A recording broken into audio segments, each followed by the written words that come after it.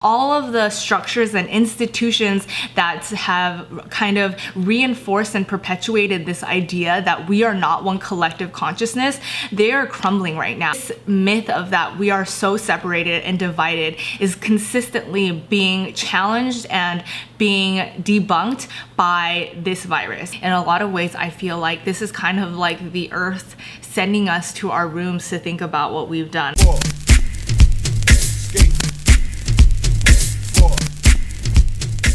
Hello, welcome back to the AM with Amy. I'm your lovely host, and today is a very special edition because we are reporting from a global crisis.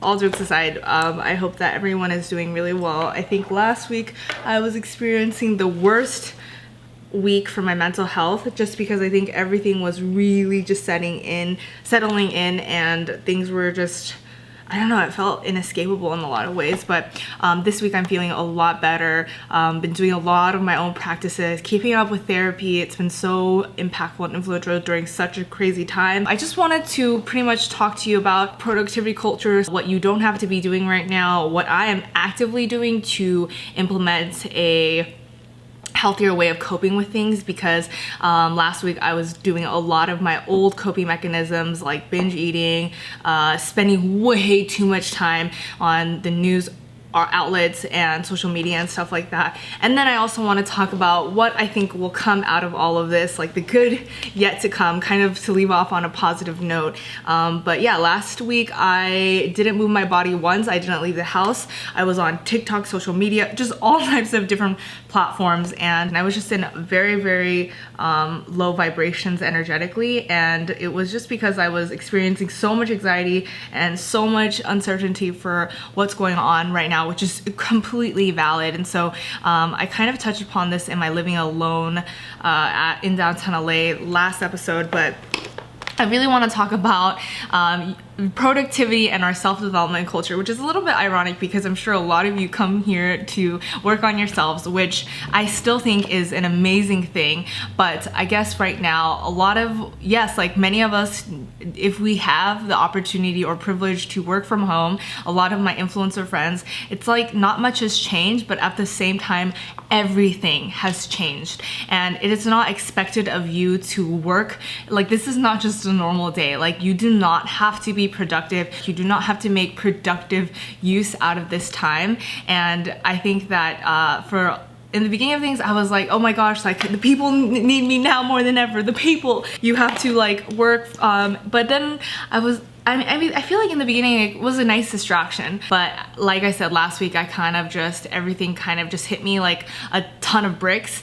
And I just want to say that it's okay if your diet has changed. It is okay if you have gained weight, if you have lost weight. It is okay for your body to change because our routine has changed.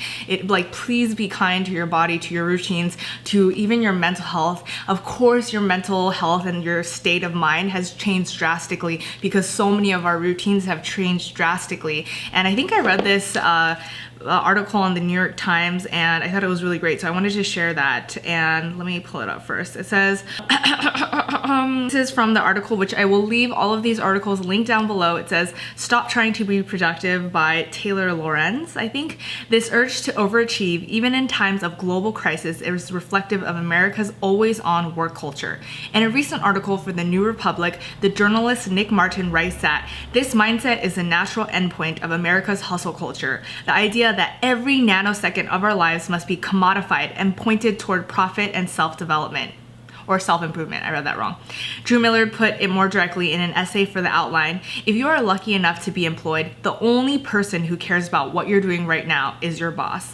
And I think this is really perfect because I think a lot of what's going on with the pandemic is forcing us to be extremely reflective, because a lot of what's coming out of us emotionally is a direct reflection of what's already kind of existed in us. For example, as simple as xenophobia, we've already seen people who were already racist allow, this time to be even more so.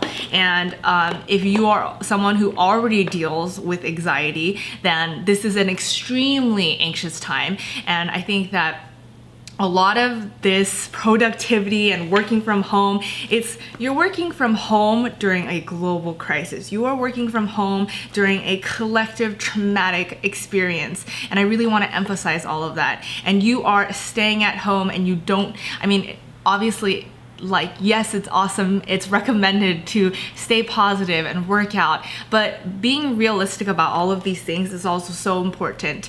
Your inner child doesn't need to know that things are going to be okay. Sometimes your inner child just needs to be validated in their emotional experience. So if you're anxious right now, if you are depressed, if you are going through any dark negative emotion, actually I don't even want to say dark, if you're going through any of that, it is totally fine. I feel you, I see you, you are heard. It is totally okay. And that's something that I really needed to hear and process and really think about consciously. What connection that we have with this productivity and this chaotic, busy lifestyle, what connection it is to our idea of self-worth and self-esteem. Like, because you are at home resting, you are less valuable. And this is something that I'm very conscious of. Okay, we're gonna do a graphic eyeliner, which is probably a really hard look but to do on camera because I always do something super easy.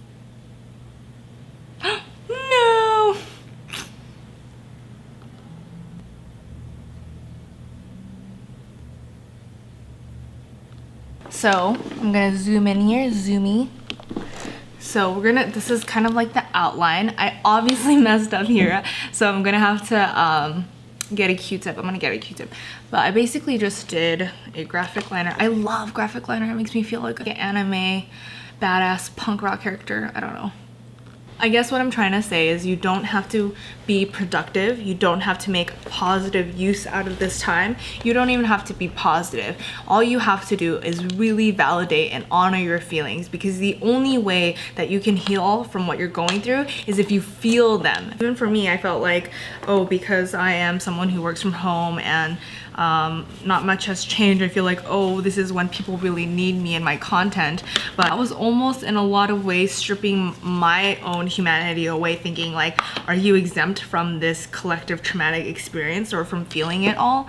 And so I wasn't even sure if I wanted to post this video, but I am feeling a lot better. Just got gifted this Mert and Marcus Lancome collab, this gunmetal silver, and put that in the outer corners of my graphic liner. Anyway, so I am someone who just on a day-to-day basis, I feel like I experience a lot of empathy for people who I don't even know, people who come from such different backgrounds, different places, different cultures than me. I have so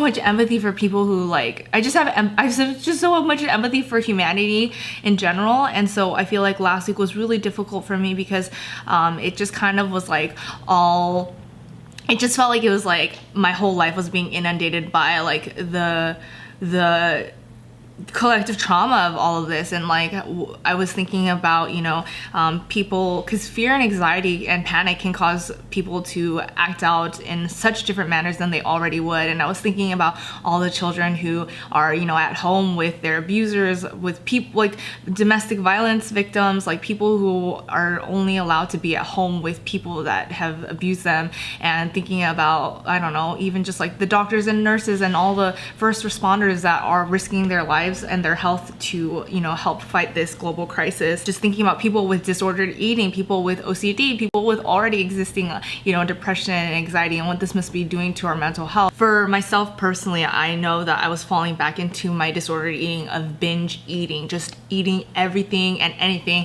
and feeling so much uncomfortableness and still eating till I just had enough. And in that mindset, like nothing is ever really enough. And I was even thinking about, you know, therapists, like the therapists who are holding it down during such complex times. You know, I'm thinking about my own therapist and what she might be going through and how much space she's holding. And for the therapists that are forced to take a break because we're going through an economic crisis as well, and not many people can afford therapy, and how they have to think about their clients and their well-being and their safety, because so much of my own mental stability really comes from my therapist. Like therapy has been so impactful and beneficial in my life, and I have been doing therapy more consistently right now because obviously we're doing phone calls, but I've been doing it more so because I know I need this. Like, I am feeling so mentally chaotic, so mentally not fully stable, and I don't know what I would do. I literally was on my session last time and I just like thanked her and I started sobbing. I said, like, thank you so much for your work. It's so valuable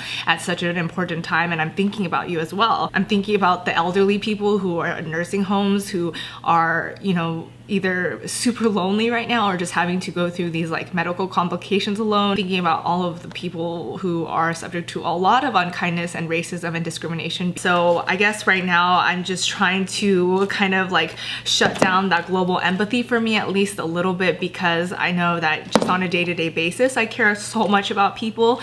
And so that's why last week I was crying almost like every day, just eating all of my feelings and not working out, just also reinforcing a lot of those unhealthy coping mechanisms by just trying to escape by being on social media all the time. So this is the nice teal that I'm gonna use in the inner part. Ooh, I think I want to wet it. Anyways, so I think that this pandemic has really revealed vulnerabilities in the global community's response to outbreaks, whether that's socially, financially, medically. Pandemics are such a democratizing experience, and I think that so much of like what we thought was so much of what we thought was true. For example, that you are different from I, and we are from different cultures and different backgrounds or different socioeconomic statuses. It's like, no, like this virus does not discriminate between any of us. Like celebrities, billionaires, just, you know, people on Skid Row. Like this myth of that we are so separated and divided is consistently being challenged and being debunked by this virus. All of the structures and institutions that have kind of reinforced and perpetuated this idea that we are not one collective consciousness, they are crumbling right now. Nothing is normal right now, and people are wishing for us to return to normalcy, but in fact, normalcy is what allowed us to come here. The systems that were normal, the institutions that were normal, the beliefs and the ideologies that were normal have led us to this moment, and nothing should be the same ever again. In a lot of ways, I feel like this is kind of like the earth sending us to our rooms to think about what we've done. I think I posted that on Twitter. With that being said, what am I doing right now? Like, how did I get myself out such a mentally unstable place last week? So the first thing I did, deleting all social media platforms. I think that this is so paramount for everybody in this day and age, because this phone right here is the cause of so much anxiety and depression and comparison and greed and jealousy. And I will be the first person to advocate that the internet has brought me so much joy, has brought me so much blessings and gratitude, and I'll be the first person to admit that my whole life has changed by the internet. I love the internet. I'm always on the internet, but at the same time, with every amazing benefit, there are so many cons. The internet is chaos right now, because you know why? We are chaos right now.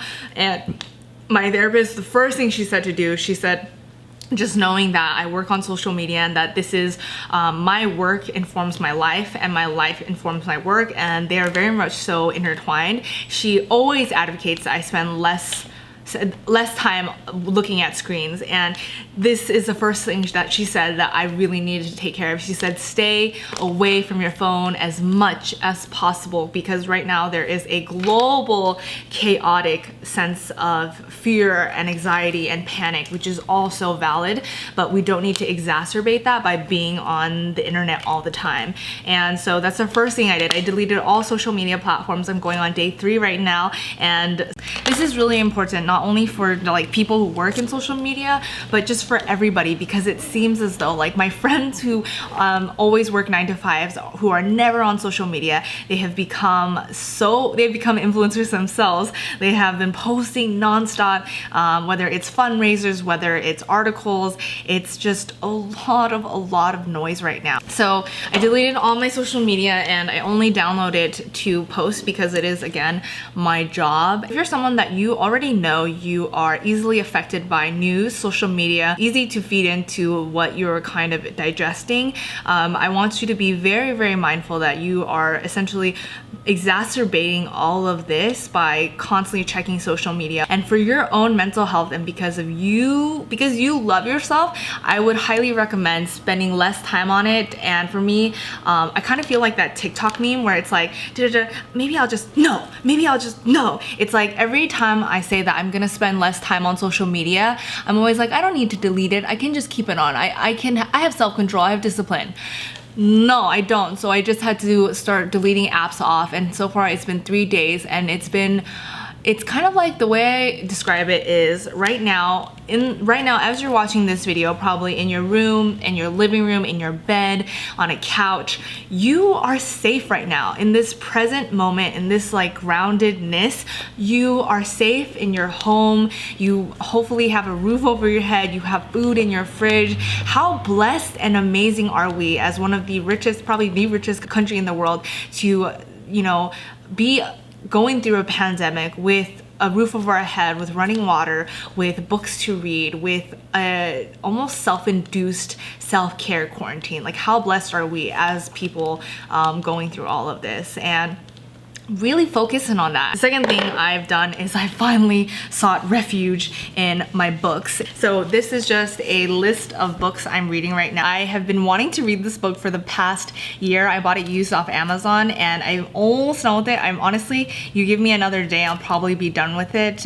This is Many Lives, Many Masters. This is about past life regression, hypnotherapy. It's combining science with the spiritual, and I highly recommend this if you're someone who's doubtful on the spirituality of the world and are always constantly seeking the logic or scientific backing, because he is a very, I think, well-known, he's a traditional psychotherapist. Then I'm also reading All About Love by Bell Hooks, and this is really great for honestly anyone to read about how we view love and how almost toxic our beliefs and ideologies have been built around love. It's a very critical and analytical and sociological perspective on love. It's not a very heartwarming, this is what love is. It's not very romantic or poetic in that sense, despite its title. And then someone recommended this to me. This is Audre Lorde's Sister. It's just a essays and speeches by Audre Lorde, Gabby Bernstein's The Universe Has Your Back. These are all books I've been meaning to read for the past year and have picked them up maybe 1 to 2 chapters in and kind of just left them. This was recommended by my friend who is a yoga instructor and is a wellness entrepreneur, and her opinion and her advice to me is so well valued, or it's high value. It's at a high value for me. So she recommended the All About Love and When Things Fall Apart, Heart Advice for Difficult Times, and then The Art of Happiness, His Holiness the Dalai Lama, because I really enjoyed the Book of Joy with the Archbishop Desmond Tutu and His Holiness the Dalai Lama. I think right now I really want to hone in on my spirituality and my spiritual beliefs, because like I said, I feel like this pandemic has really shown us that the idea that we are separate or are divided is completely false. I'd also like to mention a few resources to help with this very chaotic time right now.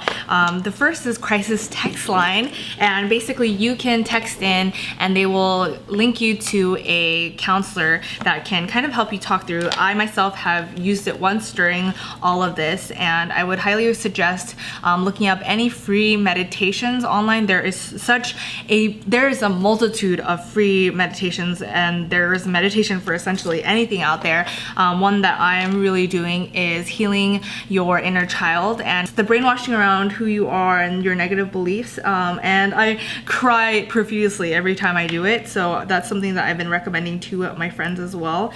And I'm gonna leave in the down bar and probably in a pinned comment the hotlines and the text lines that could help you out, as well as all of the books and stuff that I'm talking about in the description box below. And also something that I've been trying to do is really support small businesses. If I can get it at a small business, I am choosing to do that. And I am tipping a lot more than I would normally because, I don't know, it's like the least I can do, I feel. With that all being said, I know it got to be a lot.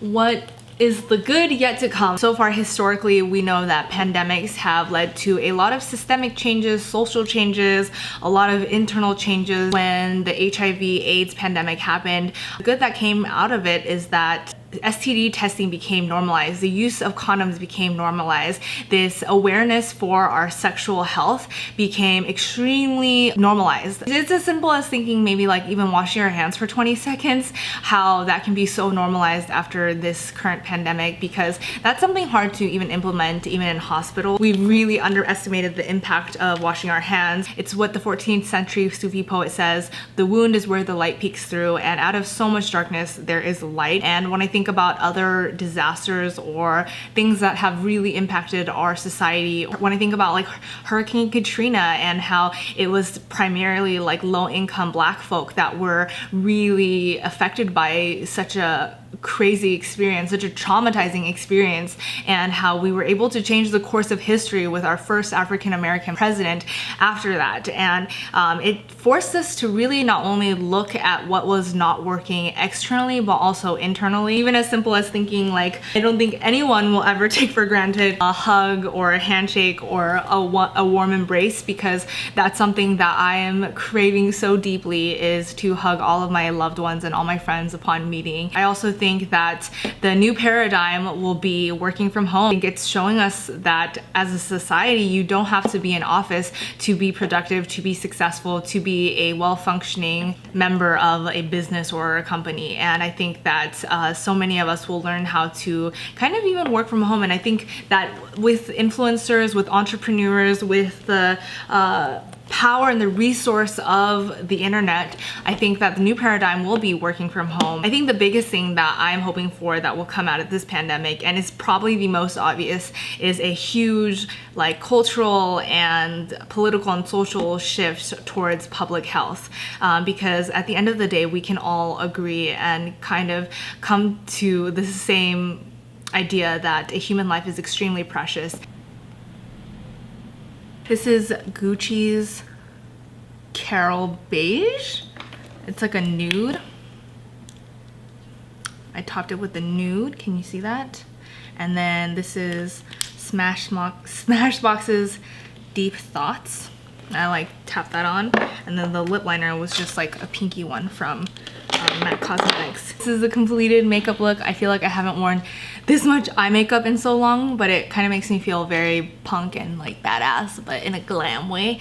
And I just wanted to leave you with 5 creative reframes in a time of COVID-19, and this is by an artist on Instagram. These are the 5 things that we can kind of reframe. Instead of shelter in place, artist in residence. Instead of quarantine out of fear for self-protection, quarantine for out of concern for collective well-being. Instead of social distancing, it is actually physical distancing, and isolation and loneliness into solidarity and solitude. Economic collapse into ecological renewal. And I think right now is just a time where we are forced to sit with ourselves, forced to look inwards, forced to really reassess, is it hope and faith that we're looking for in a time of crisis, or do we revert back to negative coping mechanisms? Because I know I sure did in the first, week and a half of all of this. There's so many great writers and artists right now, so I want to give so much credit to everyone who's creating content right now that's helping out the collective. This writer says, Mimi, and I'll have a link down below as well, now is a time of reckoning. There are no distractions from ourselves. I am everywhere I look. A world built on cash is a world that crumbles. The flowers outside are still blooming. My weaknesses are splayed before me, but so are my strengths. I cannot run, so I see myself as whole, flawed and loving. During this time, mourn your mistakes while you celebrate compassion. Have patience in this process and faith in yourself. I know I said a lot about not using your phones, but I've been using this so much to connect socially with people. It is physical distancing, not social distancing. Now more than ever, please call your loved ones, FaceTime, use that app called House. I think it's an app. Do Zoom conferences. I've been checking in and talking to all of my friends and my family each and every single day. It is so important right now to not feel alone, because quarantining already can be so much on our minds and our hearts. So be sure to really reach out to anyone, because we're all in this together. And I think I wrote earlier this week, with the current chaos-ridden state of humanity, it is very punk rock right now to be kind and compassionate to one another. So thank you for joining me today on the AM with Amy, and if you think that this video will help out anyone, please send it their way. It would mean so much to me and help me out a lot. And I'll talk to you guys in my next one. Bye! Oh my god, I'm so tired, I'm so sweaty.